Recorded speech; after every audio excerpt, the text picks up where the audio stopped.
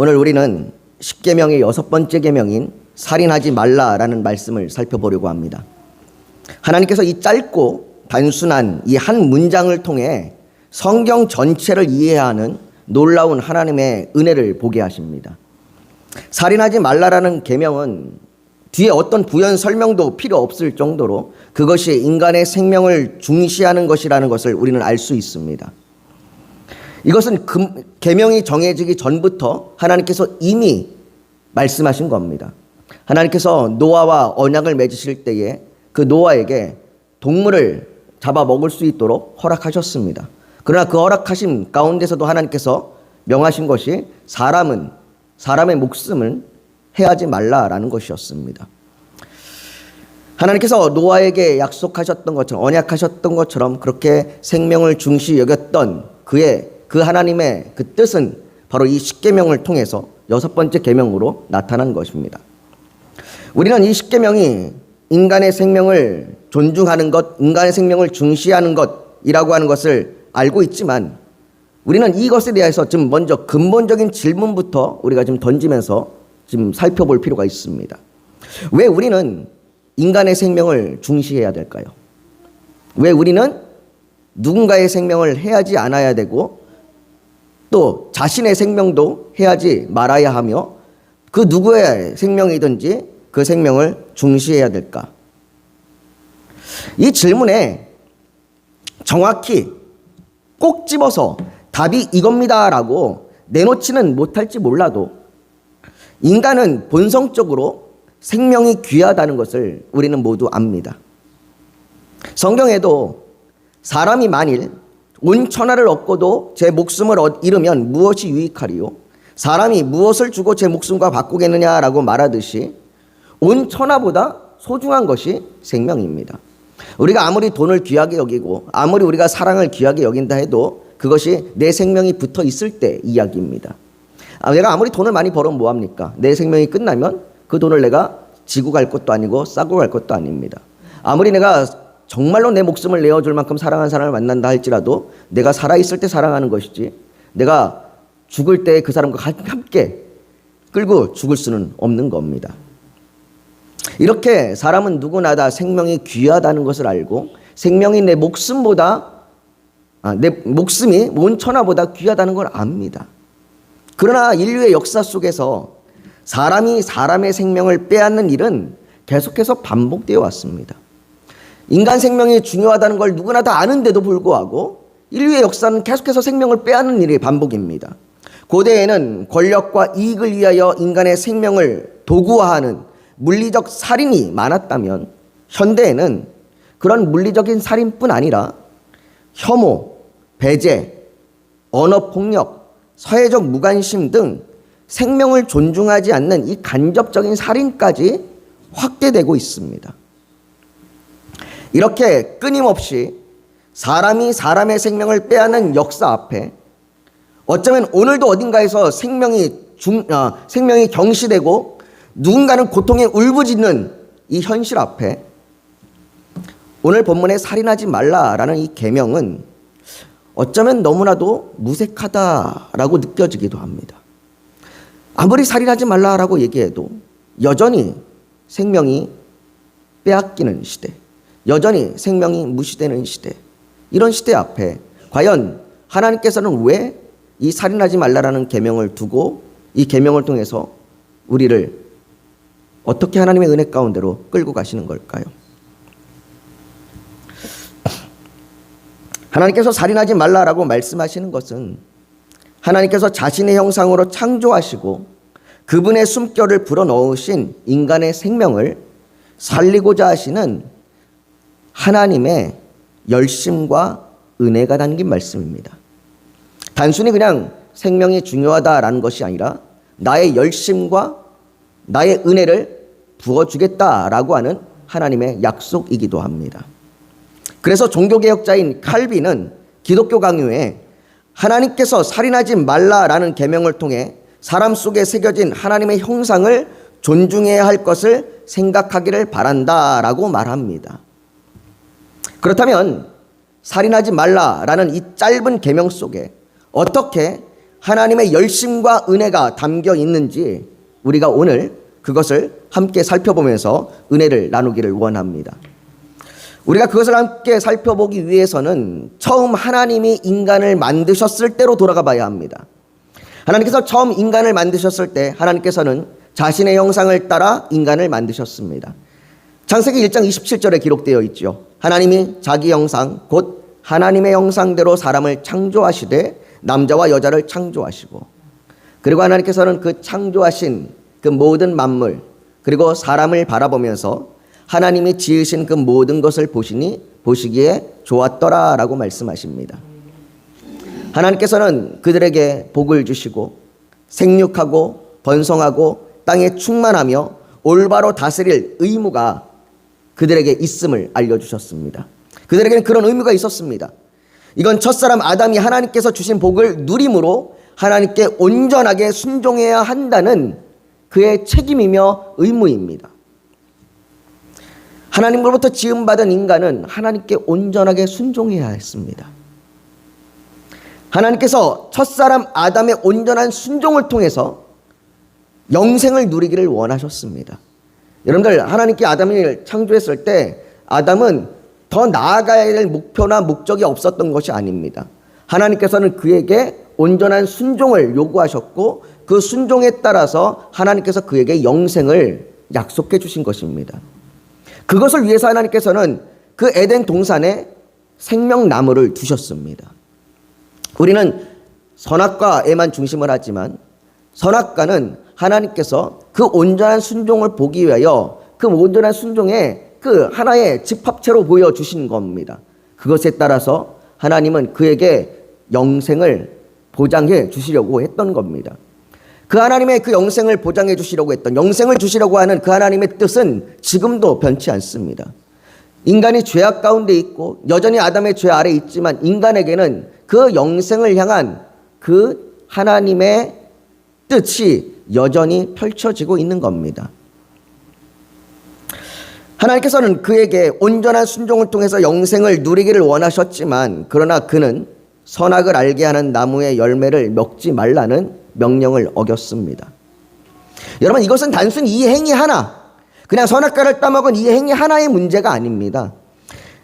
아담이 선악과를 따먹은 이 행위는 그가 하나님께 온전히 순종해야 할 의무, 그 의무 전부를 저버린 겁니다. 단순히 선악과를 따먹어서 문제가 아니라 내가 하나님 앞에 온전히 순종하지 않겠습니다라고 반역을 한 거예요. 그로 인해 그에게 생명이 아니라 사망이 왔습니다. 하나님이 그에게 주려고 했던 것은 영생이었지만, 그러나 아담은 죄의 결과로 인하여 사망에 이르렀습니다. 그에게뿐만이 아닙니다. 아담의 형상을 닮은 모든 인류에게 사망이 이르렀습니다. 여러분, 사망은 죄로 인한 결과입니다. 사망은 하나님의 공의로운 형벌입니다. 그런데 놀라운 건 하나님께서 그 형벌을 바로 집행하지 않으셨다는 것입니다. 하나님께서는 아담과 하와에게 너희가 선악과를 따먹으면 반드시 죽으리라 라고 말씀하셨는데, 아담과 하와는 그 자리에서 죽지 않았습니다. 아담과 하와에게 영적인 의미의 죽음이 임한 것은 분명합니다. 그는 하나님과 단절됩니다. 하나님과의 교제가 끊어졌습니다. 그것은 분명합니다. 그러나 하나님께서는 아담과 하와의 죄를 범한 그날, 선악과를 따먹은 그날 그의 육신을 죽이지 않으셨습니다. 도리어 그들에게 가죽옷을 입히시고 그들의 부끄러움을 가려주셨습니다. 하나님께서 아담과 하와의 사망을 유보함으로 그들에게 너희가 은혜 받은 자들이라는 걸 알려주시는 겁니다. 하나님께서 하와에게 말씀하셨듯이 그의 후손을 통해 뱀의 머리를 밟은 구속자가 오실 그 은혜, 그것을 너희에게 허락한다라고 약속하시는 것입니다. 하나님께서 이렇게 사망을 유보하시는 이유, 하나님께서 아담과 하와를 바로 죽이지 않으시고 그들의 사망을 유보하시는 이유는 회개하도록 시간을 주시기 위함입니다. 이게 아담과 하와뿐만 아니라 인류 모두를 향한 하나님의 뜻입니다. 그래서 베드로후서 3장 9절은 이렇게 말합니다. 우리 한번 읽어볼까요? 시작. 주의 약속은 어떤 이들이 더디다고 생각하는 것 같이 더딘 것이 아니라 오직 주께서는 너희를 대하여 오래 참으사 아무도 멸망하지 아니하고 다 회개하기에 이르기를 원하느니라. 아멘. 이것이 하나님의 은혜의 시간을 허락하신 이유입니다. 하나님께서는 인간의 생명을 유보하심으로, 연장하심으로 죄인에게 은혜의 기회를, 은혜의 시간을 허락하시는 것입니다. 그렇게 살인하지 말라라는 계명은 단순히 생명 보존이 목적이 아니라 하나님이 허락하시는 그 은혜의 시간을 보호하는 겁니다. 하지만 인간은 그 시간을 존중하지 않고 깨트립니다. 하나님께서 시간을 유보하셔서, 사망의 시간을 유보하셔서 은혜의 시간을 허락해 주셨는데 인간은 인간의 힘으로 그 시간을 깨트립니다. 그래서 어떤 분들은 그것을 하나님의 것을 도둑질하는 거다라고 얘기합니다. 하나님이 지으신 형상, 하나님이 지으신 인간, 그 생명을 도둑질하는 것이라고도 말하기도 합니다. 하나님께서 생명을 보존하시며 회개할 기회를 주셨건만, 그렇게 시간을 허락하셨건만 인간은 오히려 그 생명을 빼앗았습니다. 그 대표적인 사건이 바로 가인과 아벨입니다. 창세기 4장 7절에 하나님께서는 가인에게 경고하셨습니다. 내가 선을 행하면 어찌 낫을 들지 못하겠느냐. 선을 행하지 아니하면 죄가 문에 엎드려 있느니라. 죄가 너를 원하나 너는 죄를 다스릴지니라. 그러나 가인이 택한 것은 하나님보다 자신의 분노를 택했습니다. 그리고는 자신의 동생인 아벨을 죽였습니다. 여러분, 가인이 아벨을 죽인 건 단순히 생명을 빼앗은 것만이 아닙니다. 하나님께서 허락하신 은혜의 시간을 빼앗은 겁니다. 그의 손에 묻은 피는 단순한 인간의 피가 아니라 하나님의 은혜를 거부한 증거입니다. 하나님이 우리에게 주신 그 은혜의 시간, 하나님이 허락한 시간을 받아들이지 않겠다는 겁니다. 인정하지 않겠다는 겁니다. 그래서 그것은 하나님에 대한 거부입니다. 여러분, 우리도 가인과 별반 다르지 않습니다. 우리가 직접적인 살인을 하지 않았다고 해서 가인보다 더 나은 사람이 아닙니다. 예수님께서 말씀하시기를 이 살인하지 말라라는 부분에 이렇게 말씀하십니다. 옛사람에게 말한 바 살인하지 말라. 누구든지 살인하면 심판을 받게 되리라 하였다는 것을 너희가 들었으나 나는 너희에게 이르노니 형제에게 노하는 자마다 심판을 받게 되고 형제를 대하여 나가라 하는 자는 공회에 잡혀가게 되고 미련한 놈이라 하는 자는 지옥의 꿀에 들어가게 되리라 라고 말씀하셨습니다. 우리는 때때로 하나님께서 나를 위해 두신 사람들을 받아들이지 않습니다. 하나님께서 나를 위해 두신 사람들이 모두 내 마음에 합한 사람들만 있는 것은 아닙니다. 때로는 내 마음에 합한 사람들조차 미움이 생기기도 하는데, 내가 사랑해서 만난 사람들조차도 때로는 갈등이 생기고 미움이 생기고 싫어하는 마음이 들기도 하는데, 하나님께서는 종종 우리의 삶을 제한하기 위해, 우리의 인내와 기도를 위해 의도적으로 우리 옆에 사람을 두시기도 합니다. 그렇게 우리에게 의도적으로 그렇게 둔 사람은 자꾸 나와 부딪힙니다. 나의 이익과 그 사람의 이익이 부딪히고 나를 불편하게 하고, 그래서 내가 겉으로는 크게 불편한 기색을 나타내지 않을지라도 속으로는 그 사람이 싫습니다. 어쩌면 그 사람 때문에 위협을 느끼기도 하고 계속해서 분노가 쌓여가서 언젠가는 이 분노가 폭발해 버릴지도 모를 것 같습니다.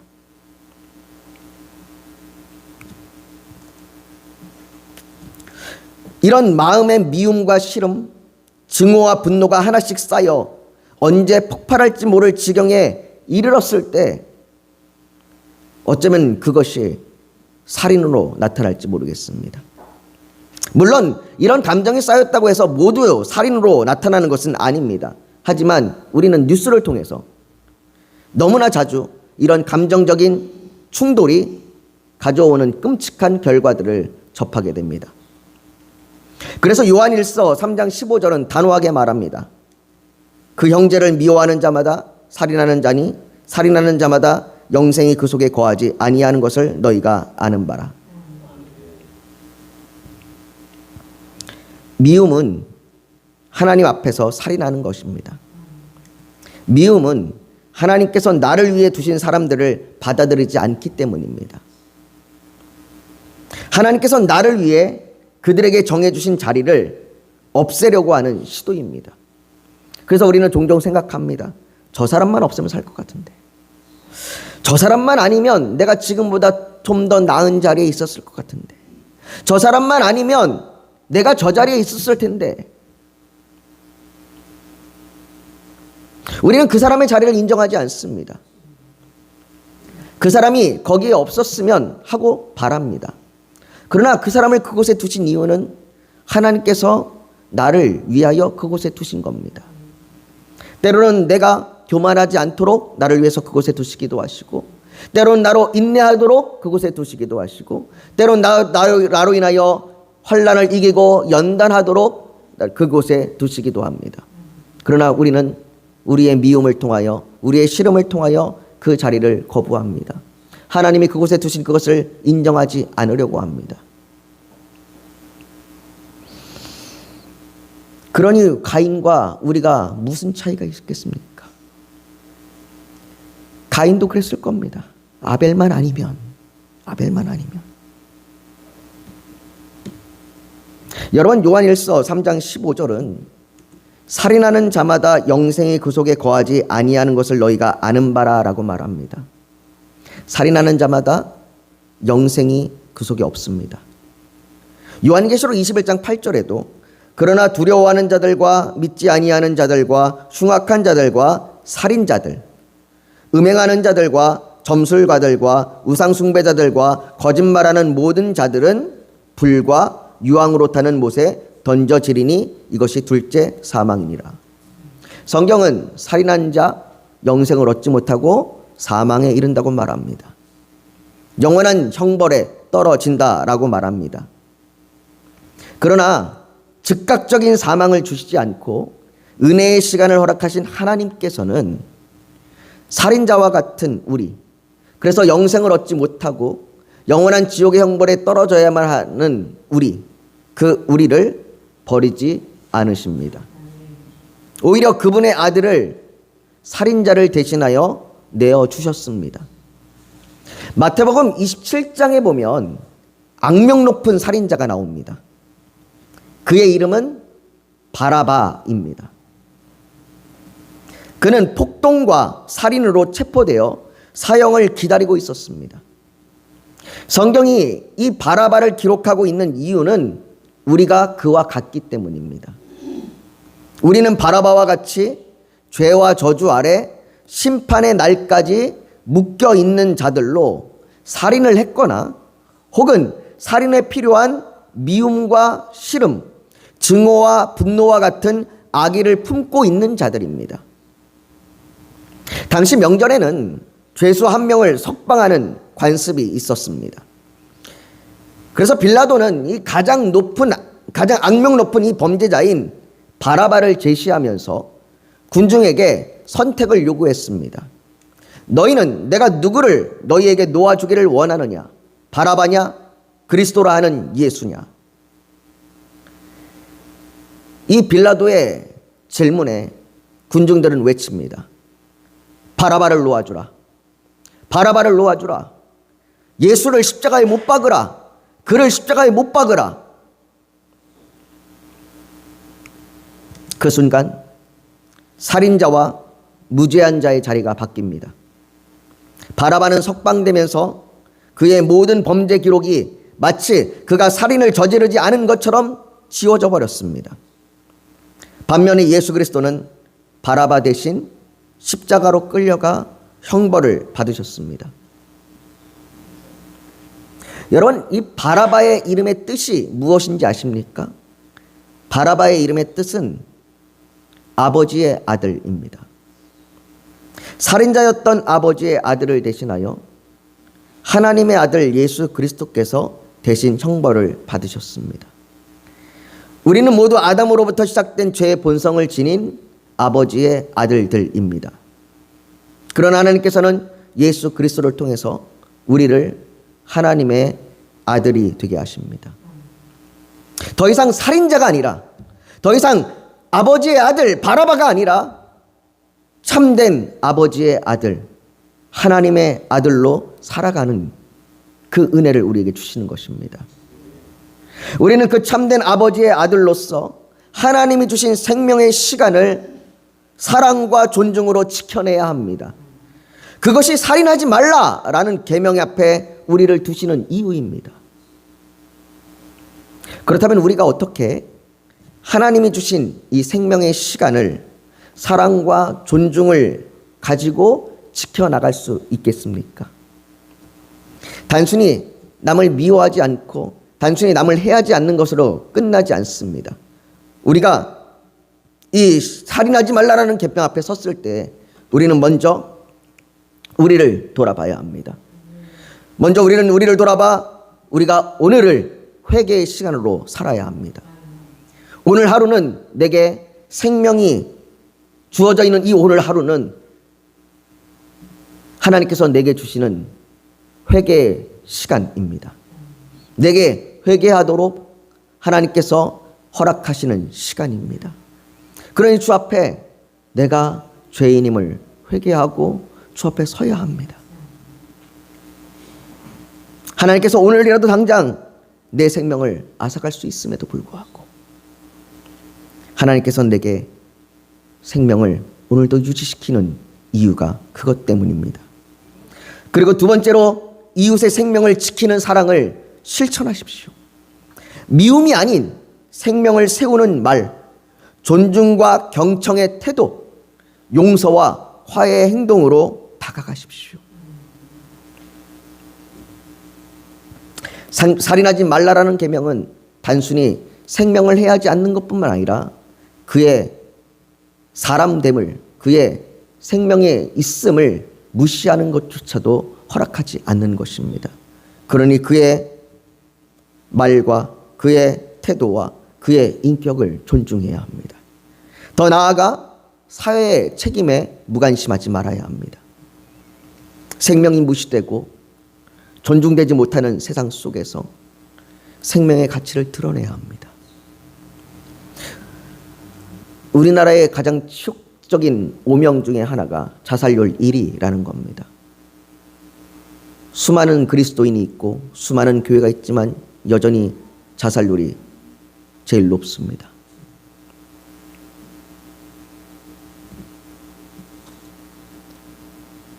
그리스도인들이, 교회가 그들을 품어주지 못하고 그들을 돌봐주지 못하고 위로하지 못하였기 때문이기도 할 겁니다. 우리는 그들을 향한 사회적 책임에 무관심하지 말아야 합니다. 사랑하는 성도 여러분, 여섯 번째 계명인 살인하지 말라는 이 말씀은 단순히 인간을 정죄하는 법이 아닙니다. 이 말씀은 생명을 지키시려는 하나님의 사랑의 울타리입니다.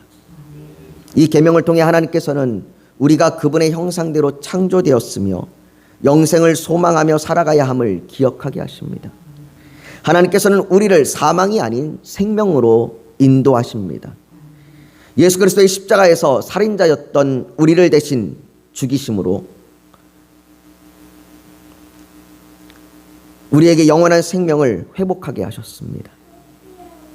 그러므로 우리는 살인하지 말라라는 그 금지의 계명을 넘어서 사랑하라, 살리라, 화해하라 라는 복음적 부르심으로 나아가야 합니다. 십자가의 예수님께서는 우리에게 말씀하십니다. 내가 너희를 살렸으니 너희도 서로 살리라. 그것이 여섯 번째 계명 속에 담긴 하나님의 은혜입니다. 여러분, 하나님께서는 우리를 살리기를 원하십니다. 우리에게 생명을 주시기를 원하십니다. 그것이 하나님의 뜻입니다. 우리는 그 하나님의 그 뜻과 열심 앞에 그 하나님의 모습을 거부하는 반역자가 아니라, 그래서 우리가 살인하는 살인자가 아니라 우리가 하나님의 은혜 앞에 나아가 우리에게 허락하신 그 생명 가운데 우리가 살아가기를 결단하며 살아가야 합니다. 오늘도 우리에게 생명을 허락하신 그 주님, 그리고 우리에게 이 땅 가운데 진정으로 올바로 살아가는 것이 무엇인지를 말씀하시는 그 주님의 은혜로 오늘도 내가 살아갈 수 있도록 하나님 나를 깨닫게 하여 주시고 알게 하여 주시고 은혜를 부어달라고 우리가 주님 앞에 기도하며 나아가야 될 줄 믿습니다. 우리가 오늘 이 시간 그렇게 좀 기도하며 나아가길 원합니다. 하나님, 주께서 우리에게 생명을 주셨습니다. 그 생명 가운데 우리가 주 앞에 우리의 불순종을 고백하고 우리의 거룩하지 못함을 고백하고 우리가 반역됨을 고백하고 우리가 살인자였음을 고백하며 주 앞에 나아갑니다. 우리의 죄를 용서하여 주시고 우리가 온전히 주님 앞에 생명을 살리는 일을 감당하며 살아가게 하여 주시옵소서. 그 일 가운데 우리가 온전히 우리의 삶을 드리며 오늘도 한 걸음 한 걸음 나아가게 하여 주시옵소서. 그렇게 우리가 주님 앞에 간절히 이 시간 기도하며 나아가길 원합니다. 우리 같이 기도하겠습니다. 거룩하신 아버지 하나님, 이 시간 주님 앞에 기도하며 나아갑니다. 여러분 잠시 고개 숙여 더 묵상하기를 원합니다. 오늘 하나님 앞에 우리에게 생명을 허락하신 그 주님, 내가 생명이 있는 동안 하나님의 뜻대로 살기를 원합니다. 내가 주 앞에 회개하고 생명을 살리는 일에 내가 힘쓰며 주님이 허락하신 그 생명 가운데 하나님의 아들로 살아가기를 원합니다. 그렇게 결단하는 그 결단이 있다면 가슴에 손을 얹어 하나님 앞에 표현하시길 원합니다. 또 오늘 예배를 드리러 나오면서 기도의 제목 소원이 있어서 주님께 맡기기를 원하신다면 손을 포개에 얹기를 원합니다. 육신이 연약하면 연약한 곳에 믿음으로 손을 얹으십시오. 오늘 하나님께서 성령으로 우리 사이를 운행하시며 우리를 만지시고 치료하여 주실 줄 믿습니다. 거룩하신 아버지 하나님, 하나님께서는 우리에게 생명을 주시기를 원하십니다. 우리에게 생명을 주시기 위하여 하나님 은혜와 열심을 다하십니다. 우리를 살리기 위하여 우리의 생명을 유보하시고 그 유보하신 그 시간 가운데 우리에게 은혜를 주십니다. 심지어 그 은혜를 주시기 위하여 자신의 아들 예수 그리스도를 우리에게 내어주시기까지 하셨습니다. 아버지, 그렇게 살리신 그 생명, 우리가 그 생명 안에서 오늘도 살아가게 하여 주시옵소서. 그 생명 안에 있음을 기억하며 우리가 주 앞에 우리의 죄악을 용서를 구하고 회개하며 하나님 앞에 우리가 그 생명을 살리는 일에 살아가게 하여 주시옵소서. 미워하고 싫어하고 증오하고 분노하여 가인과 같은 자가 되지 아니하고 오직 우리가 생명을 살리는 일에 주님처럼 살아가게 하여 주시옵소서. 하나님, 이러한 결단 가운데 주 앞에 간절히 기도합니다. 그 결단 가운데 하나님 함께 하여 주시옵시고 이번 한 주를 살아가는 동안 주께서 날마다 붙들어 주시옵소서. 살아있는 동안, 호흡이 붙어있는 동안 주님 앞에 정말로 하나님의 뜻대로 살아갈 수 있도록 언제나 함께하여 주시옵소서. 또한 아버지 하나님, 우리의 간절한 기도 제목이 있어 주님 앞에 올려드립니다. 하나님, 우리의 기도 제목에 하나님의 뜻 가운데 응답하여 주시옵소서. 하나님의 뜻이 우리의 삶을 통하여 이루어지게 하여 주시옵소서. 또한 아버지, 우리의 병든 육신을 치료하여 주시옵소서.